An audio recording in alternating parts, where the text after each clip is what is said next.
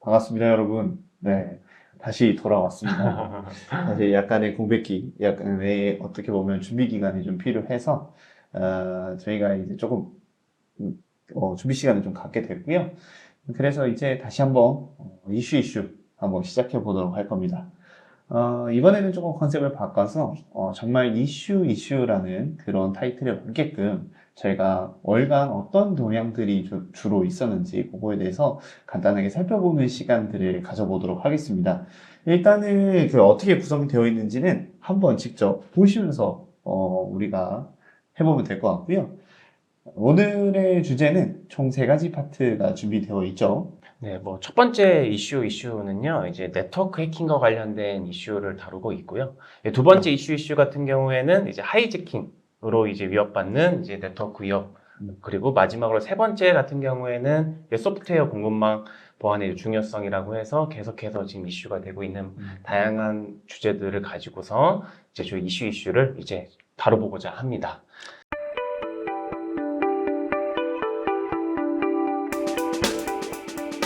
첫 번째 이슈. 네, 해킹 정보 너의 네트워크는 안전한가라는 주제로 관련된 내용들을 이야기를 좀 해볼까 해요. 네, 어떤 주제죠? 네. 그래서 요즘 여러분들은 뭐 디즈니 플러스에서 이제 절찬리에 이제 방영 중인 지배종이라는 이제 드라마를 아시는지 모르겠지만 제가 최근 가장 재밌게 본 드라마 중에 하나거든요.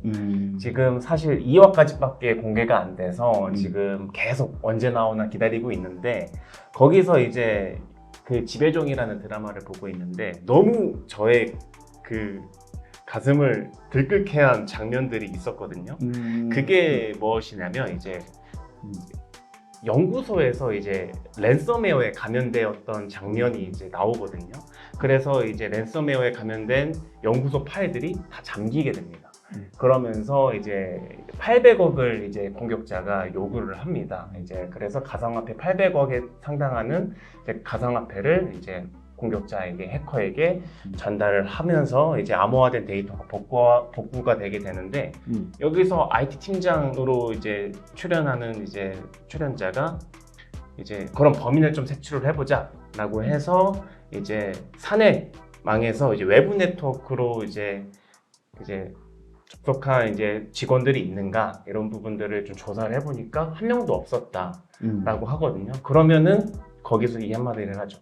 그렇다면 범인은 이 안에 있다 하면서 이제 스토리가 좀 전개가 되는 이런 드라마인데 지금 뭔가 상당히 이제 흥미진진한 오랜만에 이제 해킹과 관련된 드라마가 나오지 않았나. 근데 주제가 또 해킹만은 아니지만 이제 스토리가 그렇게 흘러가는 도입부가 있어서 지금 좀 제가 엄청 기대를 하고 있는 이제 드라마 중에 하나인데 많이들 보면은 영화도 보면은 이제 다양한 네트워크 해킹을 다루는 드라마나 영화들이 많잖아요. 맞아요.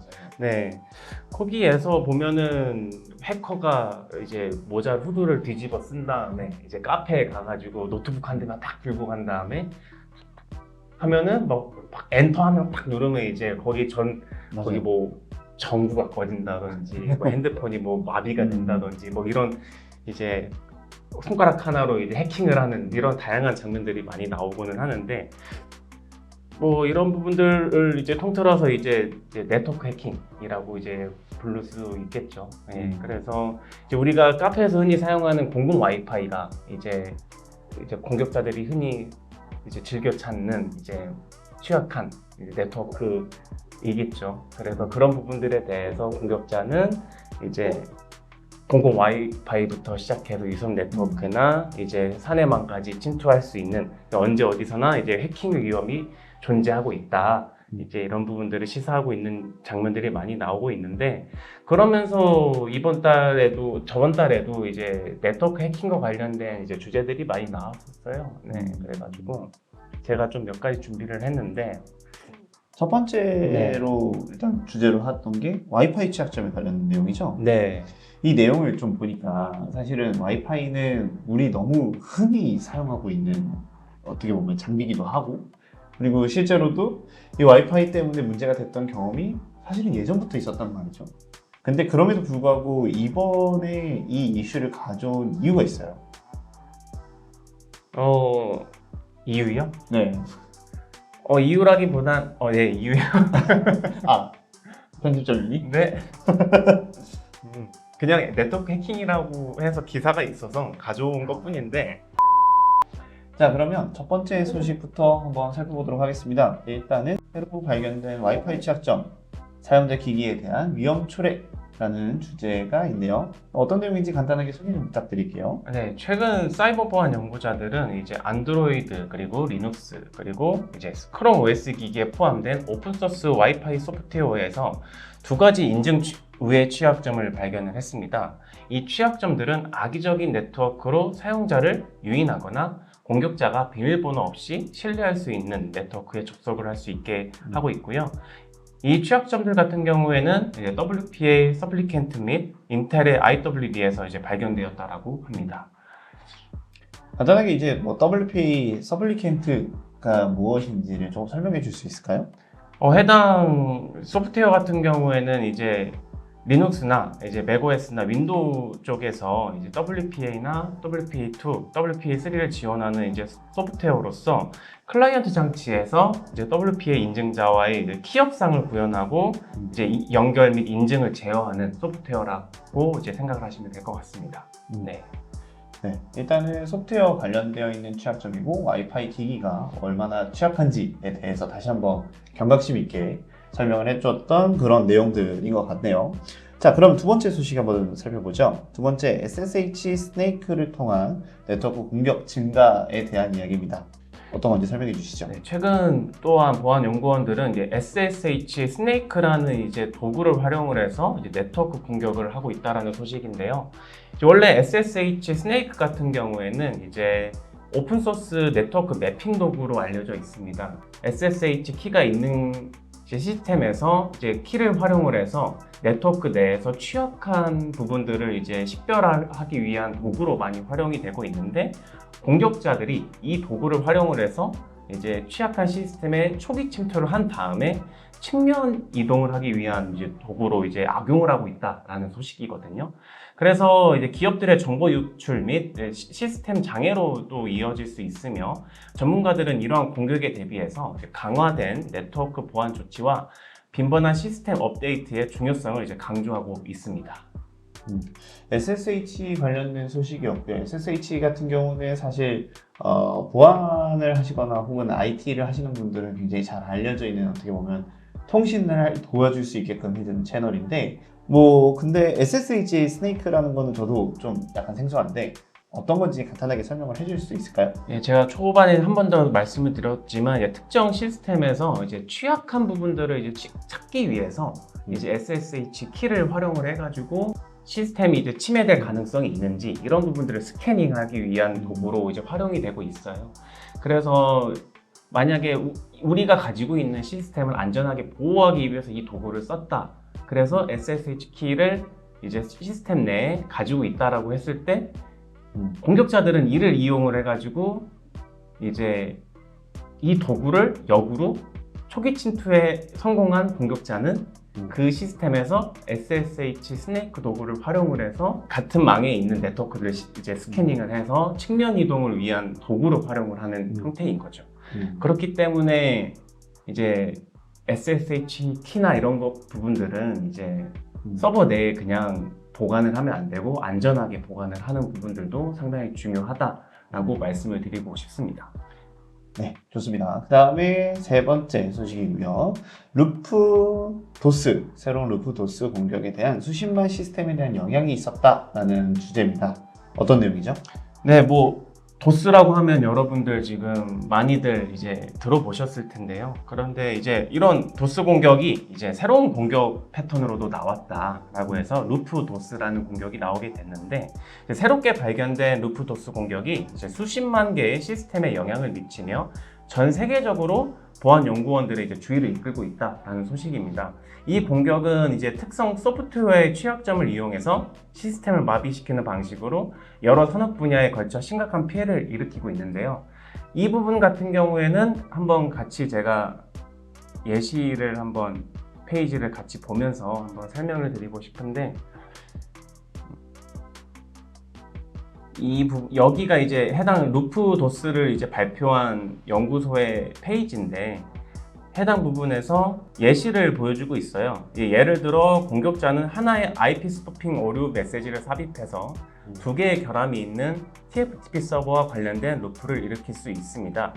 그런 다음 취약한 서버는 계속 서로 TFTP 오류 메시지를 보내서 두 서버와 서버 사이의 모든 네트워크 링크에 스트레스를 가하게 됩니다. 라고 설명이 써져 있는데요. 여기서 이제 TFTP뿐만 아니라 이제 어플리케이션 계층에 있는 DNS라든지 NTP 다양한 이제 프로토콜에서도 루프도스 공격이 발생할 수가 있습니다. 그래서 루프도스 같은 경우에는 UDP 프로토콜을 이제 기반으로 한 공격이기 때문에 UDP라고 한다면 이제 서로 통신하는 그 두 타겟 간에 이제 서로 인증 절차가 별도로 없잖아요. 그래서 소스 IP를 이제 식별을 하지 않기 때문에 여기서 전제 조건이 IP 스푸핑이 필요하다. 그렇기 때문에 UDP를 활용한 공격이다라고 보시면 될 것 같습니다. 좋습니다. 여기까지 해서 네트워크 해킹에 관련된 주제로 한번 세 가지 형태의 작은 더 다른 소주제를 해서 알아봤습니다. 그럼 여기까지 해서 이제 두 번째 주제로 한번 넘어가 보겠습니다. 이제 두 번째 이슈입니다. 이번에는 하이제킹으로 위협받는 IT 네트워크. 앞서 얘기했던 것처럼 네트워크 관련되어 있는 위협의 주제에 약간 두 번째 약간 세션인 것 같은 느낌이 좀 있네요. 네. 어떤 건가요, 이거는? 이번 제가 가져온 주제는 하이제킹으로 이제 위협받는 IT 네트워크라는 이제 주제인데 혹시 식구님은 하이제킹이라는 용어를 일반적으로 알고 계신가요? 하이제킹은 보통 보잉 707 납치 사건 할 때 하이제킹이라던가 아니면은 미국의 9.11 테러 했었을 때에 대한 하이제킹이라는 이렇게 했었을 때 보통 쓰이는 단어가 아닐까. 약간 납치의 개념으로 보통 많이 알고 있을 것 같아요. 그렇죠. 네. 네, 맞아요. 그 식구님께서 말씀해 주신 보통 일반적으로는 항공기를 이제 불법적으로 납치하는 걸 이제 하이제킹이라고 많이들 얘기를 하는데 사실 하이제킹이라는 용어는 이제 과거로 이제 거슬러 올라가 보면 이제 미국에서 이제 술이 금지되던 금주법 시대 때 이제 강도들이 이제 불법 주류를 실은 마차를 이제 강제로 세울 때 하이잭 하면서 이제 마차를 세웠다고 해요. 그러면서 이제 하이잭이라고 하면서 이제 마차들을 이제 강제로 탈취하면서 이제 하이제킹이라는 용어가 이제 유래를 하게 되었는데 그러면서 수많은 하이제킹 중에 가장 많이 빈번하게 발생한 부분이 이제 항공기 불법 납치가 가장 많았기 때문에 최근 들어서는 이제 항공기를 불법적으로 납치하는 걸 하이제킹이라고 이제 표현을 이제 쓰이고 있다라고 보시면 될 것 같아요. 그렇다면 이거를 네트워크로 같이 묶어서 얘기를 하자면 네트워크 상에서 뭔가 흘러가고 있는 그런 것들을 어떻게 보면 납치를 한다라는 주제에 가깝겠네요. 그렇죠. 그래서 사이버 보안에서 하이제킹은 이제 공격자가 이제 IT 시스템의 제어권을 이제 탈취를 해서 이제 시스템의 악의적인 용도로 이용한 형태의 공격을 의미를 하고 있습니다. 그래서 공격 대상 같은 경우에는 개인용 컴퓨터뿐만 아니라 모바일, 라우터, 기업용 서버, 다양한 이제 IT 기기들을 이제 대상으로 해서 이제 공격이 이루어질 수가 있고요. 사이버 하이제킹을 통해서 해커는 시스템을 조정을 하고 이를 통해서 개인정보 그리고 기업의 민감한 정보들을 이제 불법적으로 접근을 한다. 라는 개념으로 이해를 해주시면 될 것 같습니다. 네. 그러면 저희가 일단 주제를 한번 본격적으로 들어가 보도록 하죠. 일단 첫 번째 소식부터 알아보도록 하겠습니다. 새로운 DNS 하이제킹 기법을 사용하는 사이버 범죄자들이라는 주제네요. 이건 어떤 내용이죠? 네, 이제 사이버 범죄자들이 이제 투자 사기를 목적으로 해서 이제 DNS 하이제킹 기법을 이제 사용하고 있다라는 소식인데요. 이 DNS 하이제킹 기법을 통해서 이제 사용자의 인터넷 트래픽을 조작을 해서 가짜 투자 사이트로 유도를 하고 있고 이로 인해서 금전적인 피해를 이제 입을 수가 있습니다. 그래서 흔히 이제 보시게 되면 DNS 스푸핑이라고 해서 흔히 보면 이제 피싱 사이트로 유도를 하게 되면 이제 피싱 사이트로 접속을 해서 이제 우리가 익숙하게 보여지는 이제 URL로 접속을 하게 되었는데 포맷도 이제 은행권 사이트와 비슷하게 이제 포맷들이 있고 거기에 의심하지 않고 사용자들이 정보를 입력을 하게 되면 그 입력한 정보들을 공격자들이 정보를 탈취하게 되는 그런 부분들을 이제 활용을 해서 공격을 하고 있다라고 보시면 될 것 같습니다.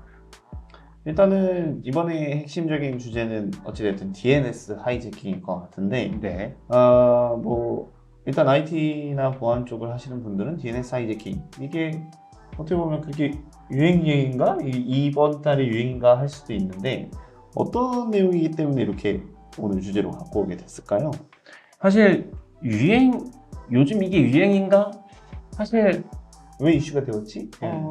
공격자들은 사실 뭐 유행이라고 뭐 물론 공격자들도 이제 이런 공격이 유행이래라고 하면서 공격도 하겠지만 사실 끊임없이 내가 할 수 있는 공격들은 계속해서 하지 않을까요?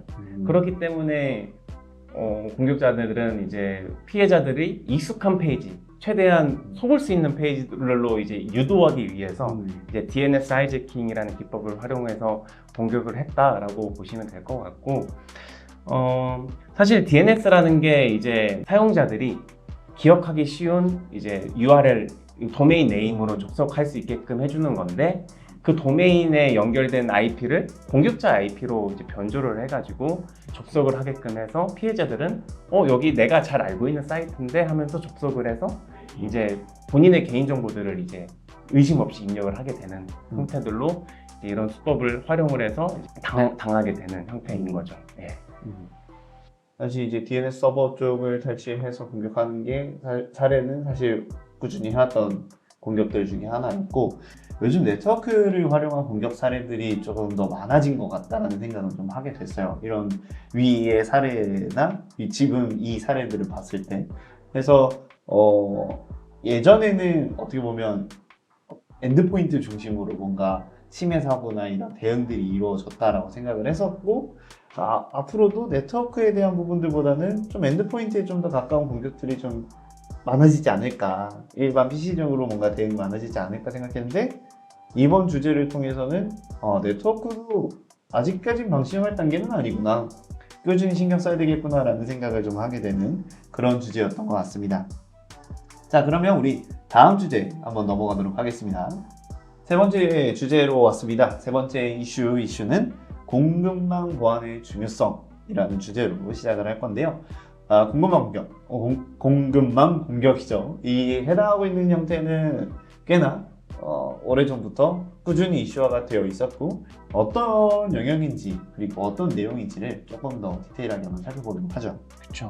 일단 이제 소프트웨어 보안에 큰 경각심을 줬던 사건이 있었죠. 이제 바로 2020년에 발생한 이제 솔라윈즈 이제 소프트웨어 공급망 공격과 21년에는 로그4j 취약점이 가장 이제 기억에 잘 남는데요. 지난 이슈에서도 있었죠. 해당하는 그렇죠. 내용이. 네.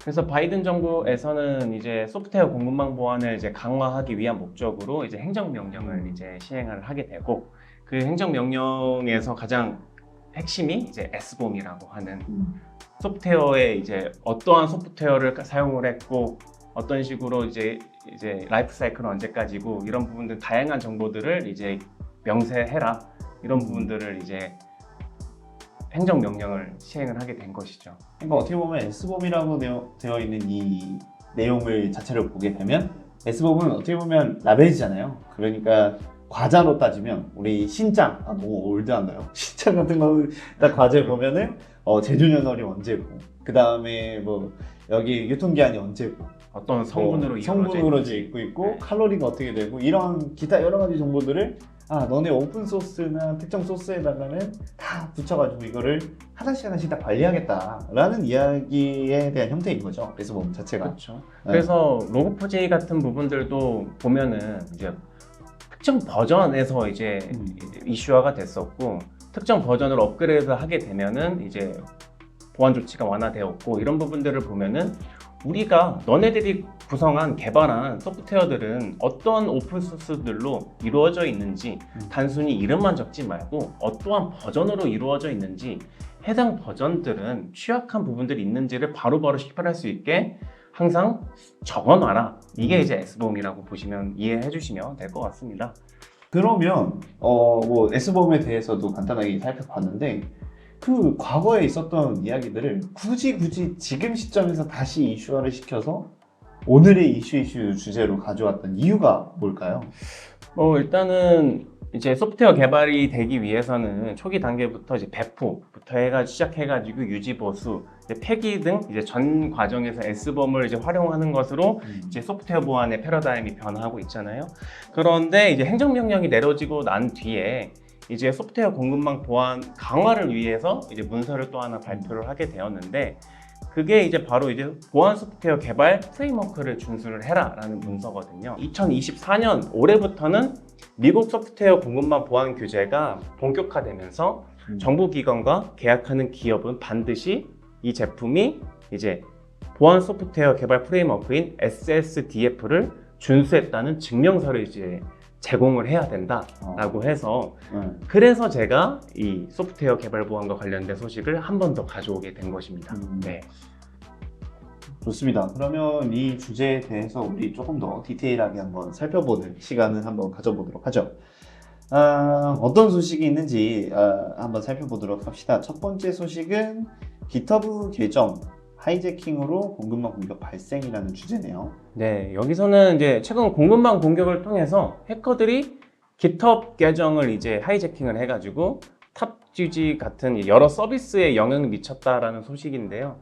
이 공격은 이제 소프트웨어 공급망을 타겟으로 해서 이제 공개된 소스코드 관리 플랫폼에서 그 GitHub 계정을 탈취를 해가지고 해당 GitHub에 올려져 있는 소스코드 내에 이제 취약한 이제 소스코드들을 이제 악의적으로 삽입을 해가지고 사용자들이 해당 소프트웨어를 이제 받아보면서 이제 취약하게 되었다라고 보시면 될 것 같습니다. 어떻게 보면 되게 많은 사람들이 사용하고 있는 GitHub 계정을 해킹을 한 거네요. 그렇죠.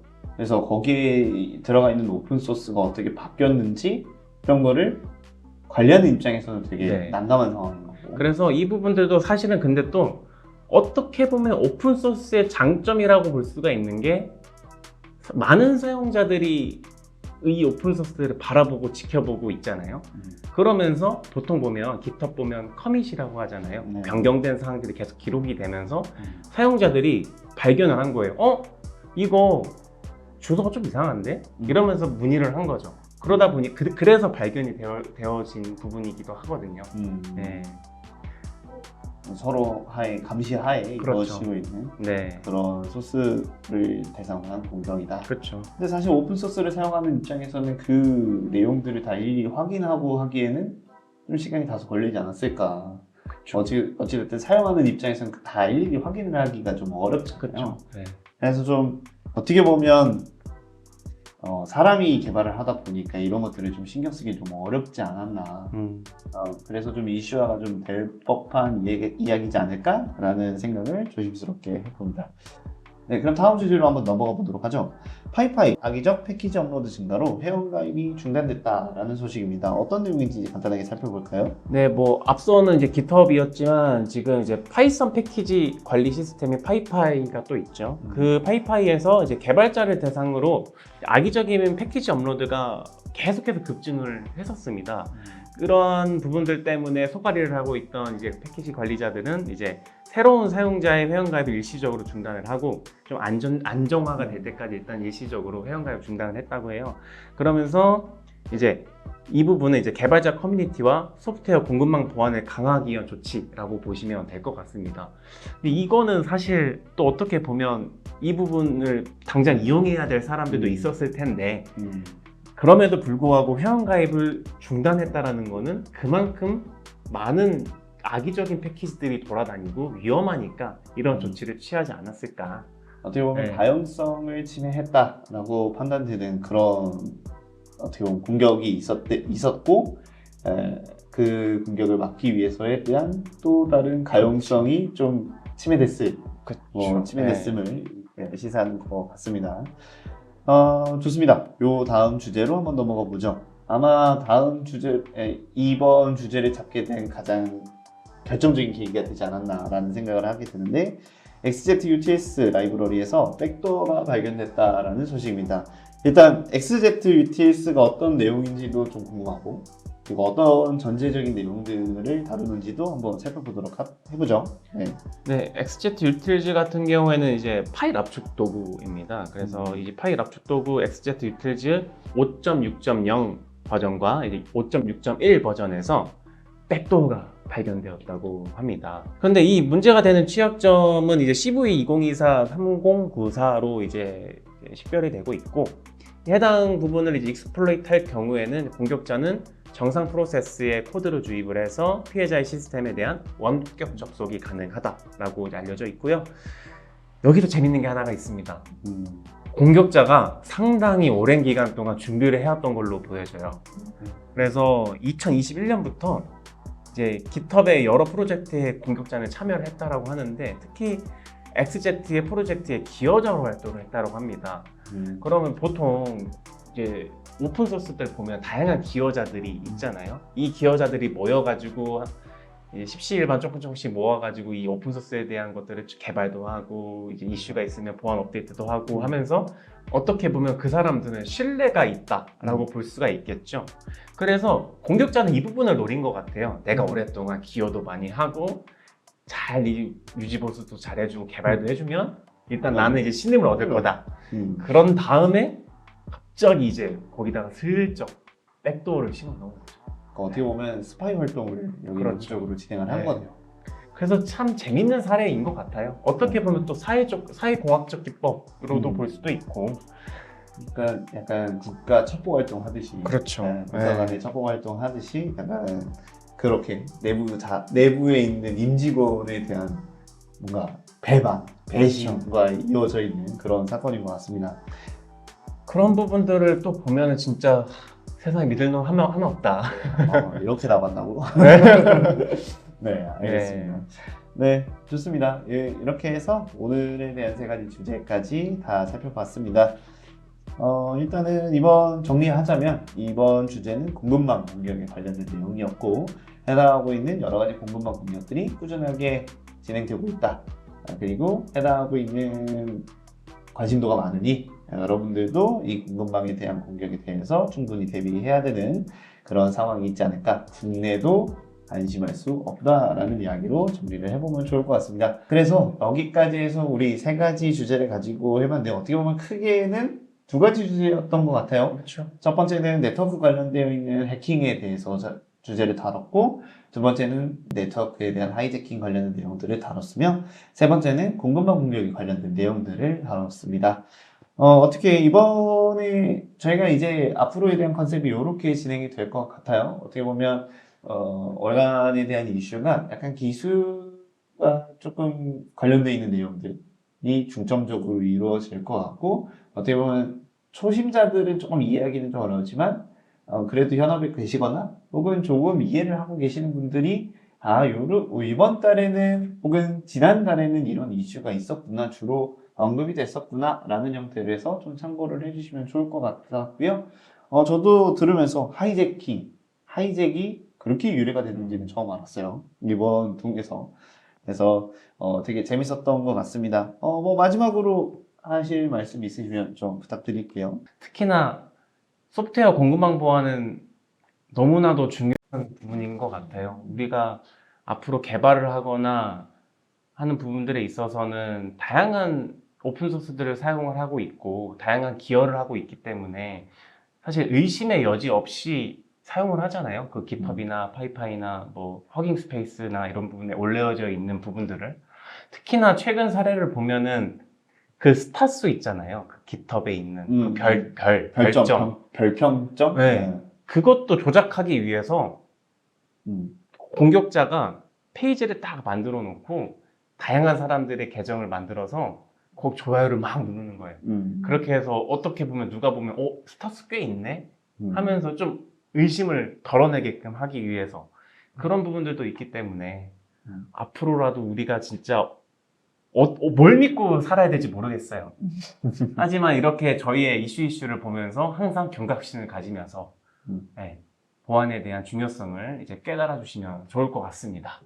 네, 좋습니다. 여기까지 해서 마무리하도록 하고요. 저희는 앞으로 이제 월간 카이색을 통해서 앞으로 이 이슈들도 같이 소개가 될 예정입니다. 카이색의 보안 과정들은 모두 카이색 홈페이지를 통해서 참고하실 수 있고요. 다음 달에도 좋은 소식으로 여러분들 앞에서 소개해 드릴 수 있도록 하겠습니다. 여러분들 가봐. 가봐.